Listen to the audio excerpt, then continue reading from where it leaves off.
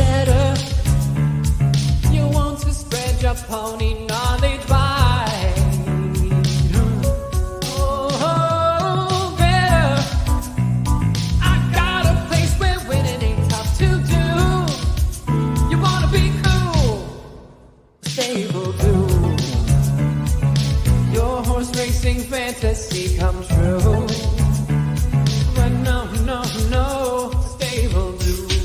Download the Stable Duel app and play today. Happy Friday to you, April the 14th, 2023. Thanks for tuning in and hanging out with us this weekend in Stable Duel. We've got Matt DeSantis. We've got Barry Spears, the sniper. I'm Gino Bacola, and we're going to help you get set up for some weekend racing at Keeneland. The focus of our show is to really let you know about all the big Stable Duel weekend games that they have. But for this weekend, Maddie, just sort of a weird racing weekend with the schedule, with the weather. Santa Anita has the little interruption in their long meet. So they stopped the Santa Anita meet and they'll start the Hollywood meet next week. So no Santa Anita this week. Gulfstream Park, where Barry is not really where he is, but in that area, they've had a ton of rain yesterday, last few days. So they've canceled today. We don't really know if they're going to be running tomorrow. Heck, even our friends at Oaklawn, they've got the Apple Blossom, and it's just a 4-horse field in their big race. So, you know what? We'll have a lot of focus on Keeneland. If there's one track to focus on this time of the year, though, it's not a bad one to have to focus on, right, Maddie? No, not at all. I mean, we've seen obviously some incredible races, and always a fun meet to watch. And yeah, I mean, it's going to be great. I mean, we got 2 contests today on Stable Duel at Keeneland. We have a winner take all. $5 winner take all pot. That's always a lot of fun. Maximum of 2 entries. And then there's also a $25 game, 3 entry maximum, $1,500 payoff for today at Keeneland. So a couple of different things if you want to take a swing. If you feel really good about the card, do that winner take all. Let's see if you're the best. Barry was having a nice week last weekend with some big prices there, my friend. How are you doing this weekend? You know, same old stuff. Ready for Keeneland again today. So, you know, the weekend's here. Let's do this. It is time to talk some Keeneland. And like always, we're going to pull up the daily racing form past performances. drf.com is the website. And we look at the formulator PPs. It just makes it so easy for us to go from race replays to charts to pedigree information to trainer statistics. And I'll get things started right off the bat today in race number one. We're going to the 2. Sweet Cherry Pie is the play for me in race number 1. If you look at the debut race, it was to me like the perfect type of race I'm looking for kind of a sneaky effort. Because this horse, if you're just looking at the running lines, 4th beaten 8 lengths, Sweet Cherry Pie is the 6th in this race that we are about to watch. And Sweet Cherry Pie is kind of like a little step slow there. But what I like is recovers pretty well. And then it's just right up in between horses, not in the best of spot, kind of in a little traffic, but I think shows us that this horse has some natural positional speed with just a little bit better start. And now with the blinkers coming on, I could see this horse being right on the lead or forwardly placed. Now, keep in mind, we're watching the 6, Sweet Cherry Pie. And if we just flash a little to the early part of the stretch, Sweet Cherry Pie is all the way up to 2nd in contention before fading. And in looking at the race, how it's come back since, the winner was a horse named Scotland. And that was a first-time starter who might just be a really nice horse. We haven't seen Scotland run again for Bill Mott. Earned an 86 buyer in winning. The 2nd place finisher, Let It Ride, came right back to win a maiden special weight at Aqueduct, 2nd time out. So the race has come back live. The horse moved into it. It was going 7 furlongs in the debut, which is not the easiest distance in which to debut. Now the blinkers on for the cutback. I'd love to see Saez get aggressive down towards the inside. Should be fit, cutting back, and exiting a live race. Give me Sweet Cherry Pie right off the bat today. 8-1 to get things started in your Keeneland opener. I'm disappointed because I thought you were going to, you know, kicking some lyrics there I with was the gonna sweet say, cherry pie. there's a couple different ways you could go. She's my cherry That pie. one, Yeah. you could do the "She's my cherry was- pie," I right? thought you were gonna hit that right. That was right the off one we were bat, going man. to. Well, that's what's nice is that you guys know me so well now. Now I can play point guard sometimes and let you set me back up. You see what I took it away for a second. I passed it to you, but then since the It's ball like the movement is Globetrotters great. over here. I was going to say the ball has so much energy, it gets contagious. I pass it, Barry starts passing it, Matt starts flinging it around, and we just take open threes over here. That's how we do it over here. We just let that ball get energy. Whoever's got the open look, we give them a look. Sweet cherry pie right Now, off the bat. I'll give you one other reason to like this horse in this particular race is that the favorite and this is from a stable duel standpoint, the favorite in this race is going to cost you $10,000 on stable duel. I'm sorry, I'm not spending $10,000 in a maiden special weight race. No, not at all. So No, thank you. I think Global stage is going to get way hammered here. So we'll take 8-1, and that'll only cost us 3,000 in our stable duel lineup. That's in race number 1 today. The number 2, Sweet Cherry Pie. So where are we headed next, fellas? Who's next on the stop? Maddie's in race number 3. Yep. Barry, anything before that? Up to the third? I'm in the third. Okay, we've got 2 in the third. So Barry, why don't you take it away for us? Let us know who you're looking at here. Yeah, this is a nice little starter allowance for 50,000, going 6.5 on the main track for 3-year-old fillies. I ended up on number 4, Mean Sue. This horse is kind of interesting in this spot because this race is a little strange, to say the least, because everybody's doing a lot of different things. There's a lot of horses coming off of synthetic or coming from fairgrounds. In all different directions, from all different kinds of races. You have the 10 who's coming out of stakes races from earlier in the year. Miss Tappy Tone, allowance optional claimer, 80,000, key to success, $100,000 claimer. And then you have horses like the 7, Blame It on Paris, coming out of a maiden win. With that being said, Mean Sue started off his career at Keeneland and ran pretty good and lost to a horse that's actually in this race, Moon Magic Chrissy, the 5, who really has no shot in this race whatsoever. So you can see the progression as to how these horses have panned out, and it looks like Moon Magic Chrissy just kind of tailed off. Won that maiden at Keeneland on October 26th and has done little running since.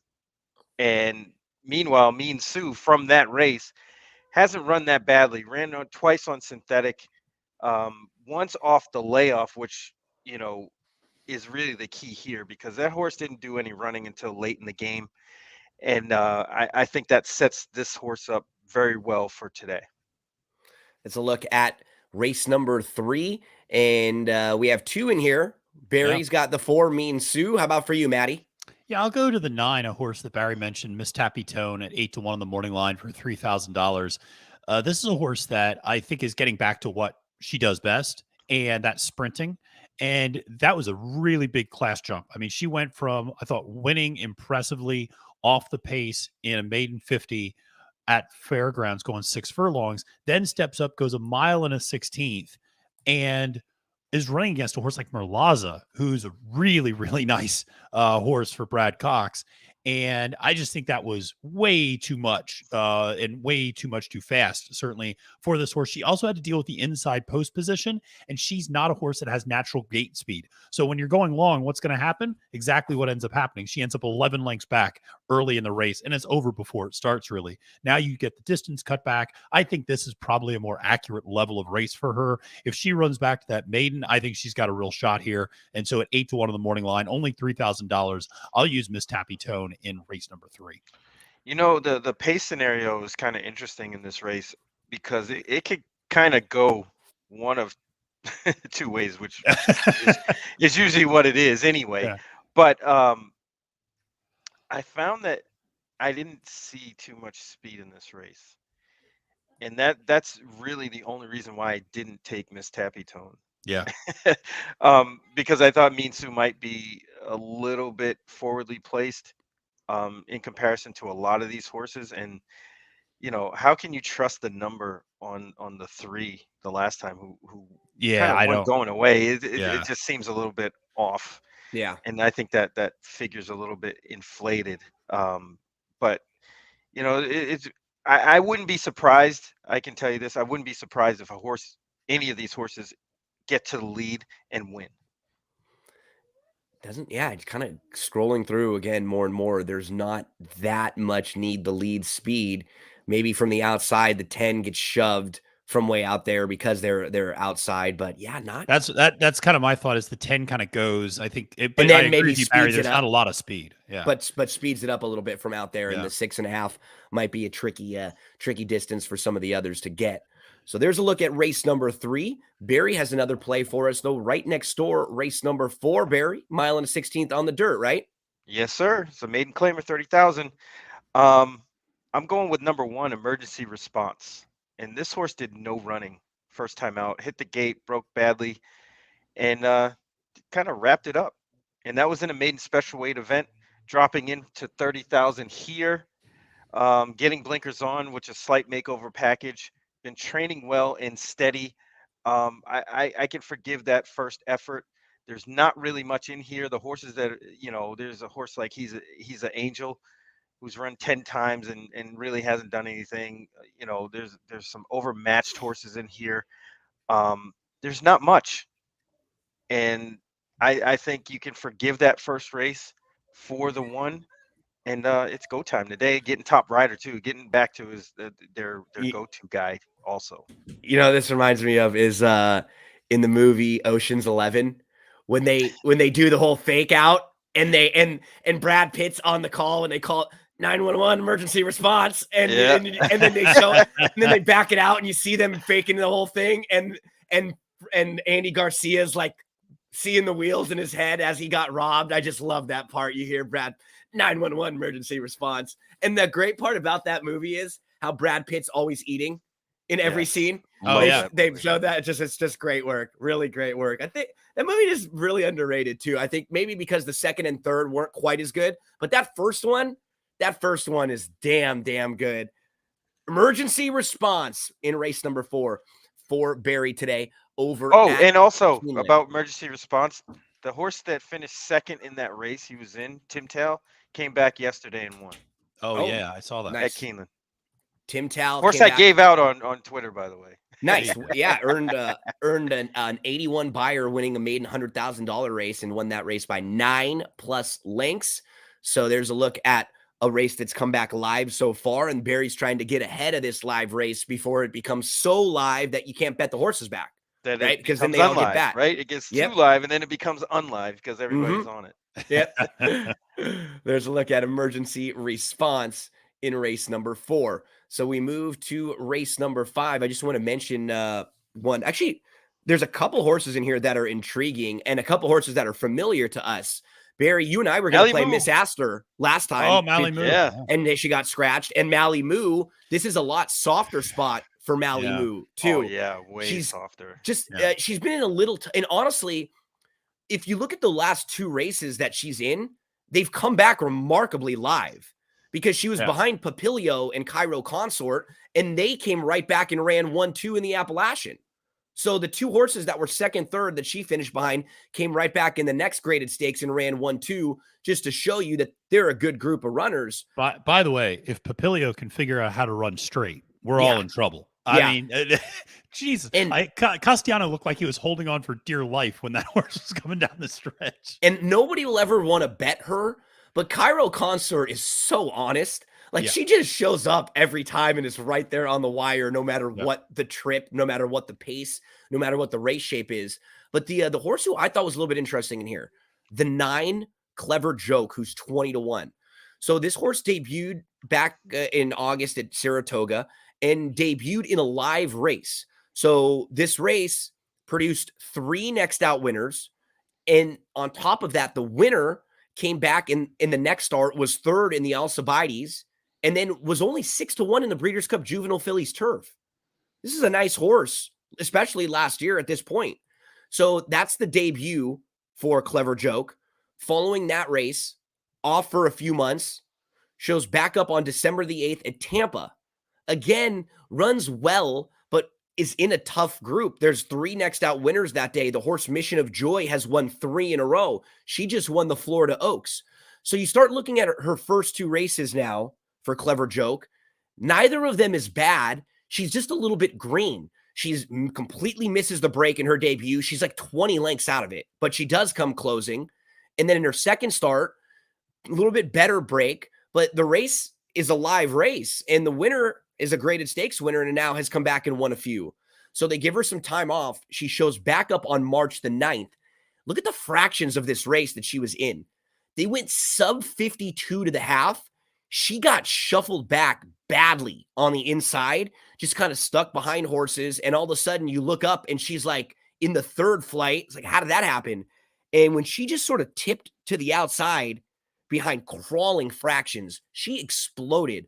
I know her figures are a little low, but I like when I play horses whose figures are low, but I know the horses that they ran against are good. Like we looked at the company. She faced grade 1 placed Zira and grade 3 winner Mission of Joy. So even if the speed figures are a little low, I know those races came back live and those runners are good. I think I would throw this one in a stable duel situation at 20 to 1. Does not cost you much. If you're looking for like a fun horse to use in underneath exotics, I'm also throwing in the 9 Clever Joke. And Matt, you talk about how, if you need to double up sometimes, I would have no problem in this race with like Clever Joke and the number 1 Miss Astor, who's heading in the right direction. We all spoke about Mally Moo. Yeah. It's a fun, good betting race. Lots of different ways to go. And I was able to isolate a really big price here that I think has a shot. Clever Joke. Yeah. The other thing I'll say about that is, those 2-year-old speed figures are always super sketchy a little bit. And that's one, I totally agree with you, Gino, that like sometimes you look at those 2-year-old speed figures and you're like, I don't really know, is a 59 a 59. Like, I take those with a grain of salt sometimes, because I know even the people who make these speed figures will say doing these for 2-year-olds is tricky. And Barry will mention it all the time when you have a horse like this in particular who's off for a while and they come back and their speed figures higher than they ran last year. It's really effective turning 2 to 3. So like this horse, the maturity. Yes. And that's how you kind of can gauge what the horse may have done over the break. And how they got bigger, got stronger, got faster. And you see it on the racetrack first time out, whether or not they win or not. And then there's another move up. That's the key, right? You factor in that built-in upside, that one more step forward here. And that's what's great. Like, can this horse take one step forward on the speed figures that puts them in the low 70s? And then that's right there with the rest of this group. And instead of being 8 or 10 to 1, this horse is 20 to 1. No, it's not. And that's what you're looking for here, right? That's what we're looking for in when we're trying to make some money. So that's for me in race number 5 today. But Barry and Maddie and myself will both take a look. Race number 7. Race number 7. Barry, you tell us 5.5 on the turf. It's a $250,000 stakes race. It's the Limestone. Where are you headed, my friend? I have a feeling that 2 of us at least are going to land. I think so too. Horse. And I'm going with number 2, My Sweet Affair. Oh, okay. No, not for me. Not for me. Go ahead. Wow. Okay. Yeah. Wow. Okay. I can see. I could have absolutely gotten here though. Yep. Talk to us about the 2.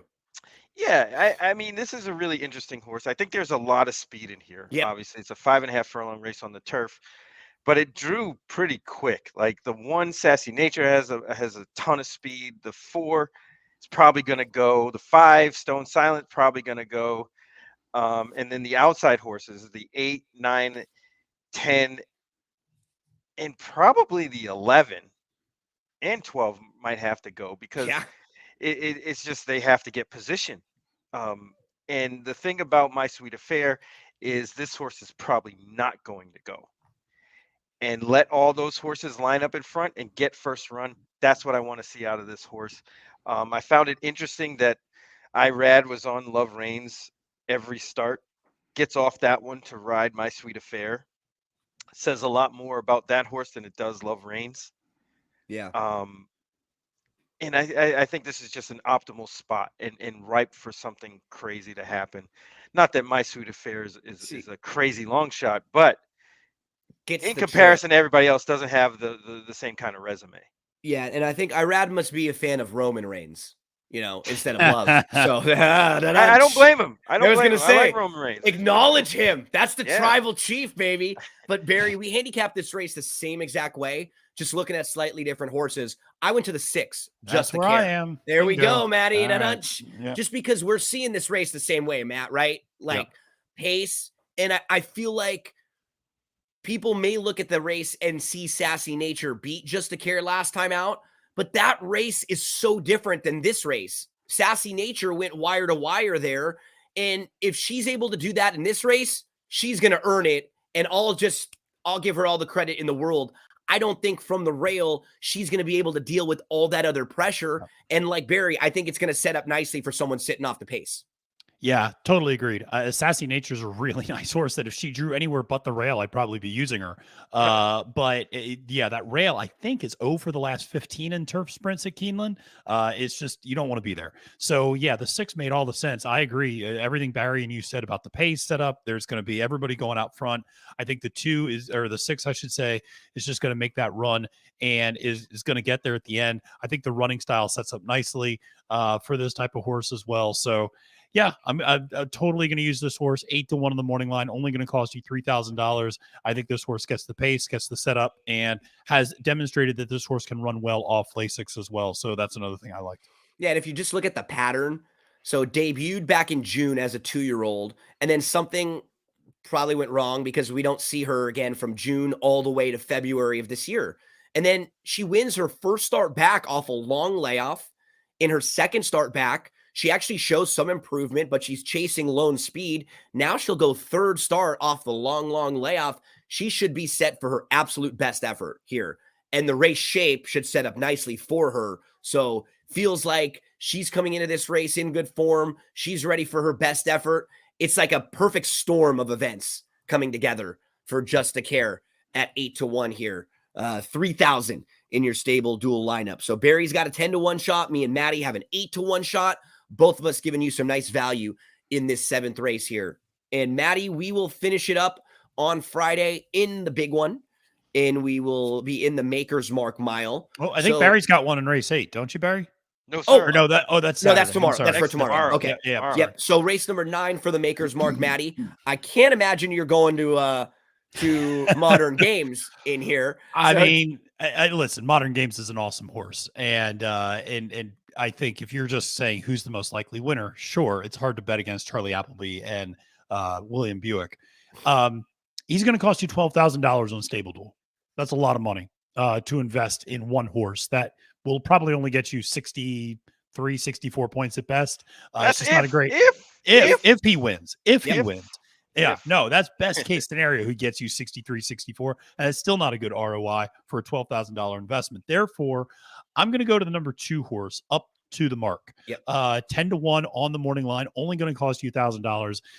This is this is a Matt DeSantis special right here. Just perk it up on the turf, and stepping up in class every time out. And man, this horse looked good last time out at Gulfstream Park. I mean, that was such an impressive effort. Just won with ease, and that turn of foot was just dazzling when he got rolling. And so this is a horse that is taking that step up in class, but I think is really, really good. I think this horse has the ability to challenge potentially Modern Games, who's coming off a layoff, who's, I think if you're going to try to beat him, now's the time to try to beat him, because once he gets rolling, you're not going to get him.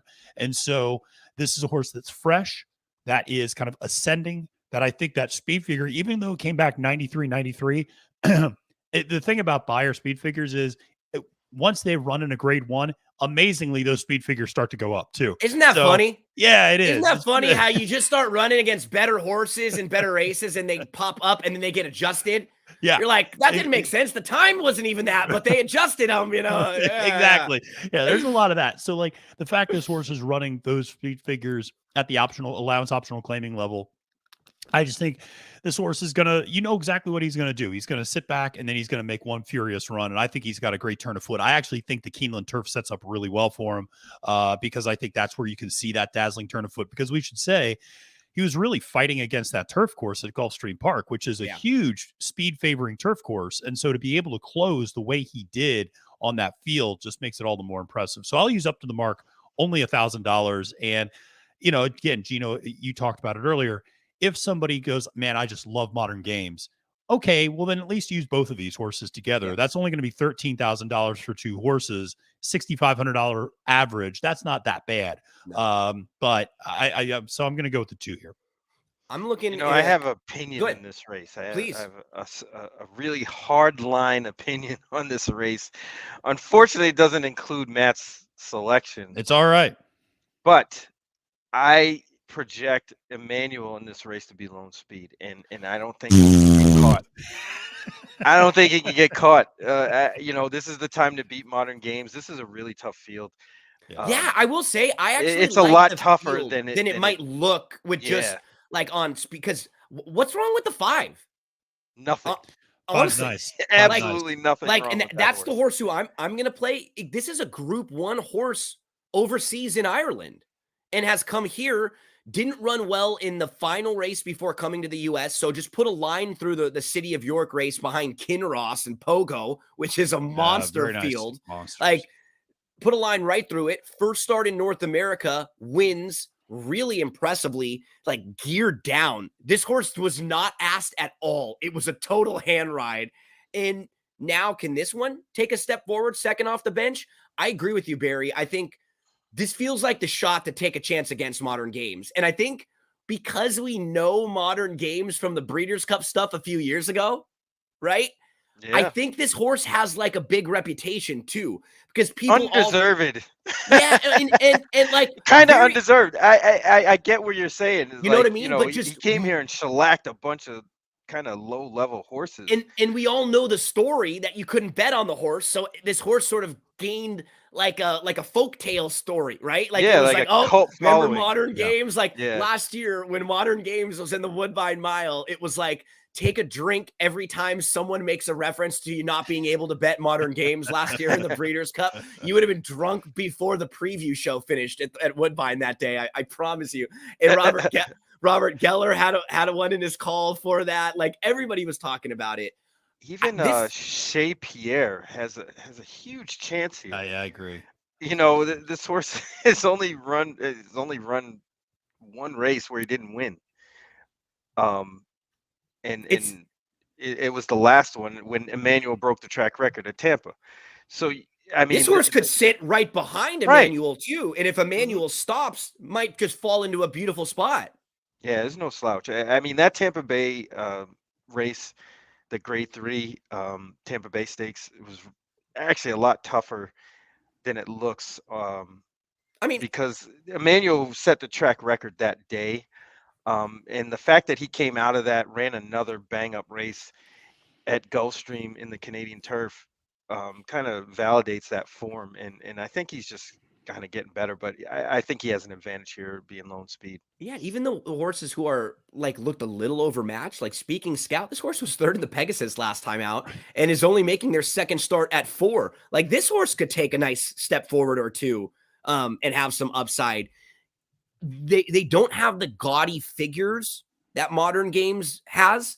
There are 4 or 5 other horses in this race that are quality, and that would not shock me to see them run really, really well in here. So yeah, I think all 3 of us don't necessarily feel like it's just Modern Games today at Keeneland. That's a look at Friday for Keeneland. Let's turn the page and head on over to Saturday. It's the last chance for some Kentucky Derby points. I'm a little bummed because I wanted to see Matt, a horse that I've been talking about for a while, come back. Victory Formation was supposed to run in this race, and even as late as Wednesday was listed in the DRF like was going to run. And it's so Brad Cox has so many horses, he just plays musical chairs with them. You just don't know. It's like 2 in that race, 3 in that race. Let's put 2 more over here. You never really know where they're going to end up. You don't. And it's interesting because I'd seen a quote from him after that Risen Star that Victory Formation might end up being a Pat Day Mile type of horse. Yeah. And so I was just like, I wasn't even expecting. So I was surprised when I saw him on the probables, and I was like, oh, Really? Okay. They're going to try to give one more shot at this. Obviously, then Confidence Game was the other horse that I think a lot of people were surprised Yeah. hasn't run since the Rebel, and Keith DeSormo's made the decision that we're just not going to run this horse until the Kentucky Derby.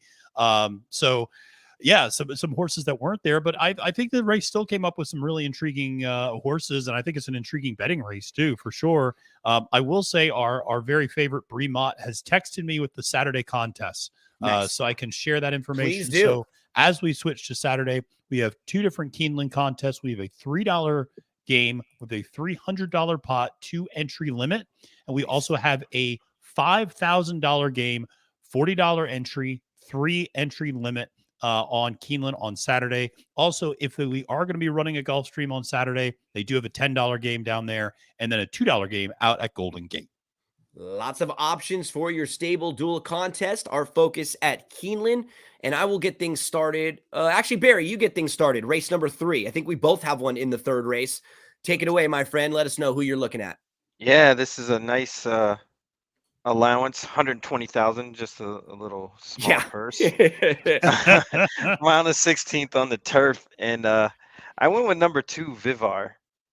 We've liked this horse before. I almost came back here. There's some ability with Vivar. Yeah. Yeah, if you look back when he started his career at Ellis and Kentucky Downs, he was basically, I mean, at least from where I'm sitting, he's probably suited for the turf. And then somehow he got on the Derby trail, and it kind of just. Well, it was that race off the turf.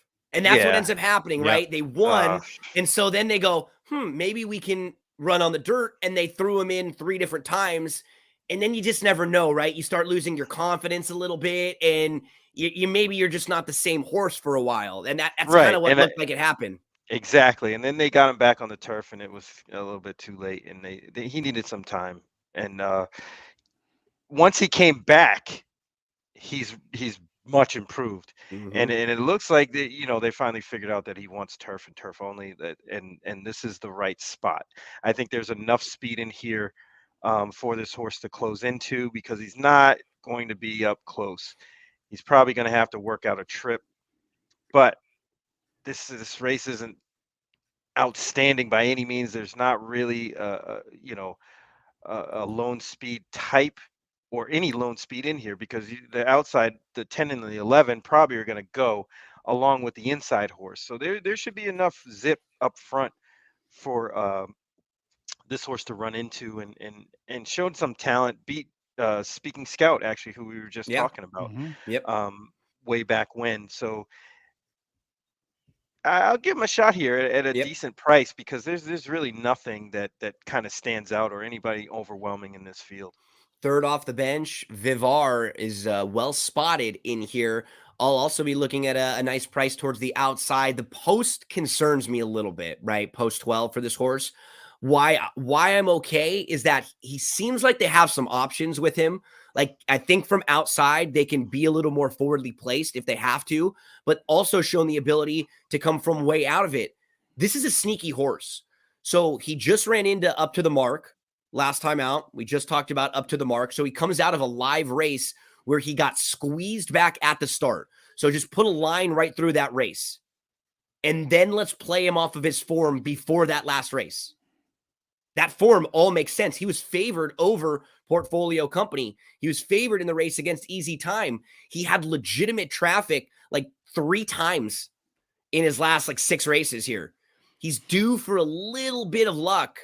I just don't know if he's going to get it from way out there, but it should be built into his price. He's 8-1. I think he'll be right around that. Second start off the bench, eyes on target, fits with this group. Can he work out a trip from out wide? Pratt back up. Pratt is aboard, and now he's warming up now after really slow start to the year. First few months were not great, but a good start to the Keeneland meet. Quick handicapping question for you. Yes, sir. Both. When is it, or do you have a definitive moment or time where you say a horse gets into trouble that they just do that chronically? Yeah. At what point? I mean, I'm always, it's always the conundrum is trying to. That's because that separation is to the point where, you know, this horse gets in trouble a lot, but is he a chronic horse that finds trouble? Because some of Or the not? horses don't, well, and some horses don't like being inside of horses. They don't like hitting holes. And so those are horses that you're going to find trouble with a lot. Because if you can't go in between horses, well, what every time there's a hole you're going to take up, and it's going to probably look worse than it is. So you're absolutely right. I try to just treat them as much individually as possible and see if I can find some of those things that you're mentioning. But it's a great point. And then also, I think for me, what's built into it always is price. I guess if their price is fair, I'll give them a shot because they only need to win every now and then for it to make sense. But if they're those type of horses who are always second and third and they're always getting bet, right, short price, then I'm less likely to use them. That's a really good question because it's very different and it's not easy to determine. That's a look at race number 3 on the Saturday card. So Matt will be looking at race 5, as will Barry. So Matt, you start us out in race number 5. Yeah. So race number 5 is a cheap, inexpensive little $110,000 allowance race. And so, so we got $110,000 allowance going a mile and an eighth on the turf. And there's a few really intriguing horses. I actually really like the number 4 horse Emperor's Appeal, who lost to Farbridge last time out, who's a monster. And at 9-2 is actually not bad value from a stable duel standpoint. But the horse that I'll talk a little bit about is the number 6, Baby Billy. There we go. All right. I had a feeling we were going to talk about the 6 or the 7 because they're very similar horses. And so Baby Billy is 10-1 on the morning line, only going to cost you $1,000, getting the blinkers taken off. But this is a horse that, and again, it kind of ran some pretty nice races on the dirt and then switched to turf. You see an immediate perk up, going a mile and an eighth, winning that race at Gulfstream Park, coming from off the pace, then just takes an insane step up in class and goes to the Jeff Ruby Stakes, runs a pretty similar Beyer speed figure, but it's just nowhere as good as horses like Two Fills and Major Dude, etc. And now is kind of dropping back down in class, getting back onto the turf. I just think this horse makes a ton of sense in this particular spot. 10-1 on the morning line. Like I said, only going to cost you $1,000. Also going back on Lasix. It's important to point out that maiden debut and the maiden win on the turf was on Lasix. So all the other races that this horse has been in has been off of that. So getting Lasix back. I'm going to use Baby Billy at 10-1 in my stable. Barry, you're also on Baby Billy. Yeah. I mean, it's kind of, you know, the past performances say it all here, where they put this horse on the turf, he runs an improved effort, and then they go to the Jeff Ruby Stakes for Lord knows what reason, and then come back to the turf, takes the blinkers off again, and basically back to where this horse is supposed to be. I do have a little bit of concern because there's not much speed in here. And the horse, the 5, Desert Duke, kind of stuck out to me as kind of a lone speed type. The reason I didn't pick that one is I think this horse probably would need a race at this level before he could probably be effective. Although if he gets loose, he might be tough to beat. But I'm banking on somebody trying to go out like the 11 or some horrific long shot that has no chance to try to speed up the pace a little bit. And it just sets up for Baby Billy. He doesn't have to be too far off. He's, everything's going the right way with this horse now. I wanted to answer. We had a question from Appa. Said, what's the situation using Stable Duel on a tablet, Chromebook, laptop, PC? So tablets, again, it all depends. It's like your apps, right, Maddie? You have to download it from the app. So depending on what app store that you have, Google, you could download it from your Google Play App Store. You could download it from your iTunes App Store, but they do not have the ability yet to be to be on your PC. So just like on your actual website, Internet Explorer, not yet. If that option ever comes, we'll definitely let you know about that, because that would be nice. We could pull it up here while we're talking also and share the show a little bit. Robert Flores also checks in. Nice to hear from you, Robert. Thanks so much for checking in with us. Hope you have a very nice weekend. So that was a look at race number 5. But I believe, fellas, we are both going to have Barry's got one in the 8th. Maddie's also got one in the 8th, 9th, and 10th. So let's head to the back part of the card there. Let's go to race number 8, which is the Giants Causeway. So everybody's got one in race number 8. Maddie, why don't you start us off in the turf sprint? Yeah. So, yeah, I mean, we're going 5.5 on the turf. I think there's a fair amount of decent horses in this race. And ultimately, I'm going to go to the outside, and I'm going to go to the number 11. Yep. And this is a horse that is a perfect 4 for 4 on the turf sprinting. I think this horse has the right type of running style as well to continue to stretch out. So I'm not too worried about that.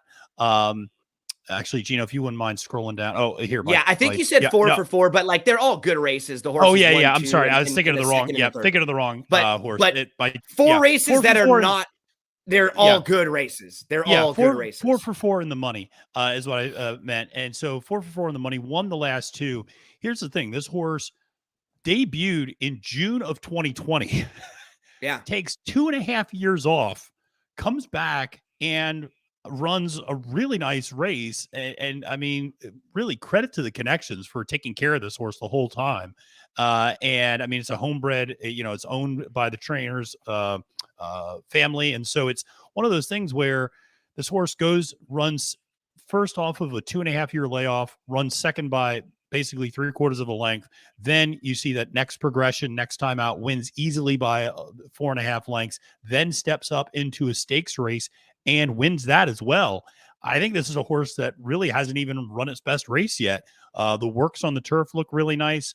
I think at 8-1, Little Jewel makes a lot of sense. There's a fair amount of speed in this potential race, as you would expect in a 5.5 furlong sprint. And I think this horse can sit the right type of trip. This horse can sit really close to the pace, sitting like third. This horse can also sit a little further back. So I like that sort of versatility and handiness. 8-1 on the morning line, $3,000. I'll use Little Jewel. And Matt, my major concern with Little Jewel won't be a problem for us in Stable Duel. I just think she's going to get bet.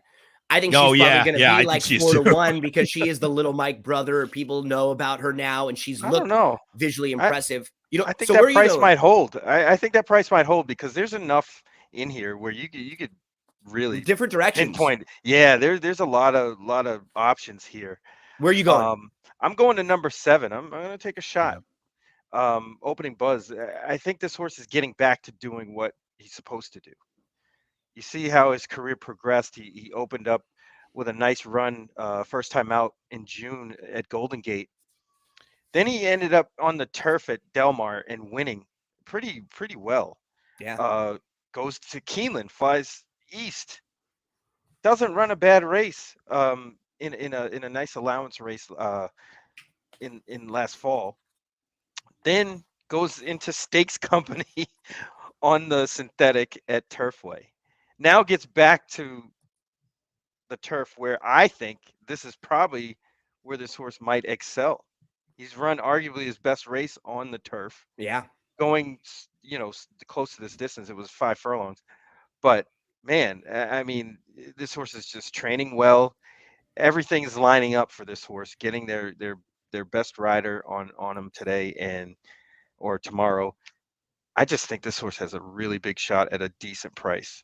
Shout out to my fellow Calbred on this one here. Yeah, I know I normally don't do that, but I've noticed that they've been going to Keeneland and winning. You see a little bit more out there 2 for 2. Yep. It's always hard to gauge what those California horses are doing because they don't really ship out much, and they're in their kind of own bubble. Yeah, but now we've seen in particular, like on the dirt, definitely on the at turf. The highest levels they can compete, no problem. Mm-hmm. But like in the turf, we never know what the depth is like. So it's always hard to get a feel. But you're getting well rewarded with this horse's price too at 15-1 on Opening Buzz. And it's a horse that's made the transition already, right? It's not coming in from California. Already run at Keeneland once and it's been based out in Turfway. Exactly. It's now a Midwest horse. I mean, yes, it started its career out in California, but I don't have the same sort of reservations I might if a horse ran the last 5 races out at Santa Anita or Del Mar or something like that. So there's a nice play, 15-1 for Barry in race number 8. Maddie, you and I will go to the Lexington right next door. Then you will close us out in the Jenny Wiley. So in the Lexington, race number 9, The thought for me was just kind of playing, like looking at all the horses in here and playing a common opponent game, right? So Mhm. I look at First Mission, and First Mission was defeated in his career debut by a horse named Bishop's Bay. Bishop's Bay is very nice. Bishop's Bay is a Brad Cox runner who's 2 for 2. But what I also see is that in career start number 2, Bishop's Bay won and defeated Demolition Duke. So if I'm looking at these two horses, why would I play First Mission at 3-1 and not Demolition Duke at 6-1 when they both lost to the same horse? And Demolition Duke did it in his second start. He actually showed improvement from start 1 to start 2, and he's going to be twice the price, right? I mean, I'm just looking at those two and wondering, like, playing that same rival. They were both right behind Bishop's Bay. They're both Brad Cox horses too. So, like, why would Brad Cox put Demolition Duke in this race if he just thought First Mission was going to jog? Right. I bet you this horse is a little bit better than the odds may suggest. Pratt jumps aboard here too. He defeated Bo Cruz in his debut. Shout out to the Netflix movie, which was awesome, starring Adam Sandler. And I think this is a good spot. And I think if this horse is like 4-1 plus, fits really well in here. Demolition Duke is the value play for me in this one, Maddie. Who are you looking at in the Lexington?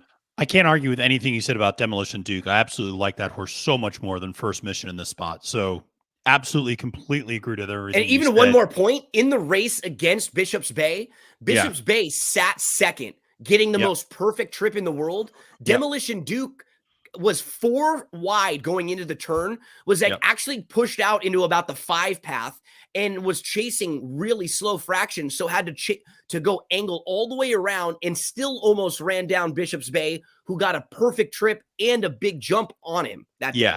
Yeah, and we should mention Bishop's Bay, I think, was like 1-5 in that race. Yep, 2 to 5. 2-5. Yeah, I mean, just ridiculous odds. I mean, so for him to run as well as he did, I completely agreed. I'm going to actually do something I don't normally do, which I'm going to use the number 9 horse, Prairie Hawk.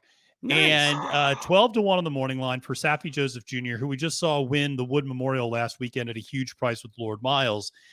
And I'm going to say something I never thought I was going to say. Barry, sit down. The Tampa Bay Derby is coming back live, my friend. It is, shockingly coming back strong. I think we sometimes drag the Tampa Bay Derby to Sam F. Davis, but Tappet Trice comes back to win the Bluegrass. Lord Miles, who finishes behind Prairie Hawk, comes back to win the Wood Memorial next time out. Even Zydeco comes back to win a listed stakes race, sprinting next time out in a state restricted one. And that, he was a 9th place finisher, and he's getting back to what he does best, which is sprinting, I think. But that race has come back a lot stronger than we anticipate. Maybe that just shows the relative parity of this 3-year-old crop to some extent. But Prairie Hawk had a lot of problems in that Sam F. Davis and came back and ran a much better race in the Tampa Bay Derby. Now shipping up to Keeneland, 15-1 on the morning line. Only going to cost you $500. I'm willing to take a shot with this horse because here's the thing. I agree with you. I'm not a huge fan of First Mission here. I do like Demolition Duke. I do like Empire Strikes Fast a little bit. Yeah. I'm not entirely sure Disarm is cranked up or ready to completely go. So I don't really know what to do with him. And I just think a horse like Prairie Hawk, who has some foundation, has some races to run back to, I think can run a good race. And I think at 15-1, you're not always trying to get a winner. You're trying to get a horse that is going to not kill you in the points. And I don't think he's going to hurt you in the points at all in a stable duel. I think he's a nice horse to use underneath, I would say, in vertical exotics. Prairie Hawk, the number 9, a big price of 15-1 in the Lexington. So we have one more graded stakes race on the Saturday card. It's race number 10. And I know Matt has a play in the Jenny Wiley. Barry, if you have any opinion in here too, we'd love to hear from you. I definitely have an opinion. I definitely have an opinion that With Moonlight is a standout here. Yes, the Moonlight. With the Moonlight. I know I'm not a chalk guy, but he just looks way better than these. With the Moonlight, very, very tough, coming off of a couple wins over at Maidon. What are your thoughts in here, or how's your approach going to be for stable duel, Maddie? Yeah, so I agree with Barry. With the Moonlight's the horse. Listen, I've been trying to fade in Italian for like the last 5 races, and that's not necessarily worked out very well for me. But No. it is. But I have a feeling, Charlie Appleby and William Buick are going to help me out. But from a stable duel standpoint, I really like White Frost. Yeah, on the this is outside. one of the playable in this race. This feels Yeah. like the playable horse in here. You know what? Exactly. What Yeah, go stood ahead, out to me a little bit is that I think the morning line is off. There's no way in Italian should be 7-5, or I doubt that horse is going to get bet down that far. I thought it's a little short too, because with Queen Goddess and with Right, the 5 there's some with other the speed Moonlight in there. Yeah. So I don't know. I thought that was a little bit short also. Sell us a little more on White Frost, Maddie. Yeah, I mean, this horse it kind of fits the profile of the one sprint horse I was just talking about a little bit, a little Jewel, where this is a horse that was laid off for well over a year and comes back 2 out ago, wins a $62,000 claimer, optional claimer off the bench after that 14-month layoff, and then goes right up to the grade 3 Honey Fox and nearly wins that race as well, makes a furious charge at the end, just loses by a neck. I think you're getting third back on a really long form cycle, obviously, from that long layoff.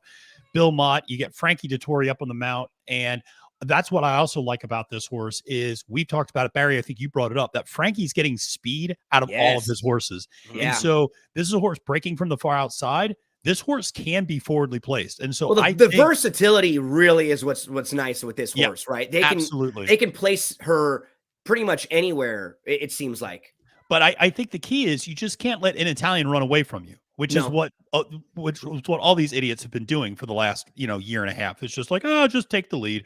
And like, so if the 8 is in this race for anything other than being right on the lead, like, why is the 8 in this why race? are you there? Yeah. Right? Why are you there? Do something here, all right? Like, and so and honestly, the 8 has Raylu. So if Raylu's going to go, I mean, that just absolutely. his riding style. So that's beneficial. But I just think at 8-1 on the morning line, I think White Frost gives you really good value in a horse that has a lot of upside, and I think is only going to continue to get better. So I'll use that one in this race from a stable duel standpoint for sure.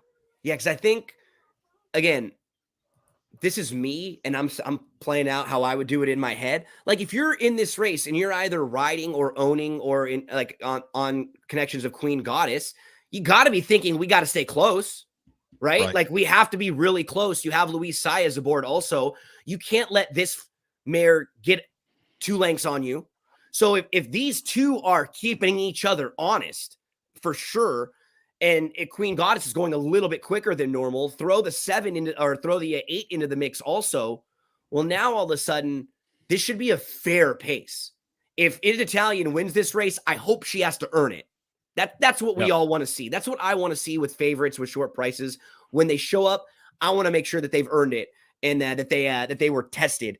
Nothing worse than just a chalk getting the perfect trip always, and we roll our eyes. You know what's funny about this race too is, you don't really tend to see too many Breeders' Cup juvenile filly winners at 20-1 in any race after they win one of those. Yeah. A Pizza Bianca probably should be 40-1.